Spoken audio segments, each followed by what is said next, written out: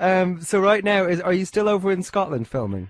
No, actually, I'm in London at the moment, Hmm. and but we're done filming. I just did some reshoots on Eagle the Ninth, and It was actually a reshoot. The film didn't originally end like that.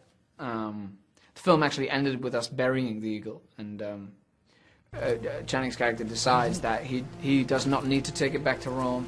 He does not need to return to Rome.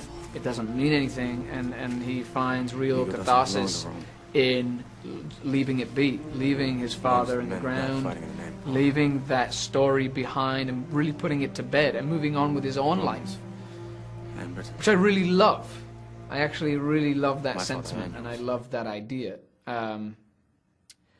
So it was a real struggle for me to then have to change it, which was really complicated. There's a great moment in it though, in the ending. I really think that when you know, Channing's, I think one of the Romans says that this guy's a slave, like, but you know, and he says, you know, this guy knows more about honor than you will ever know. And With only a slave to help you. He's not a slave. He knows more about honor and freedom than you ever will.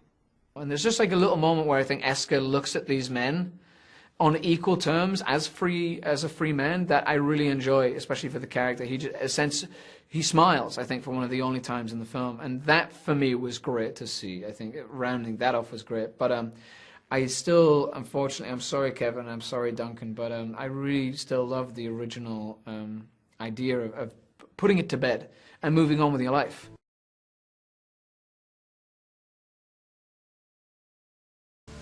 The original ending. In the book or in the movie? You know, why would Eska and Marcus bury the eagle? And you know, so the studio's like, they're not happy with the ending. But yeah, so I don't know. I kind of like this ending just as far as like for, you know, feel good sake, but I think probably the original ending would have been a more honest choice.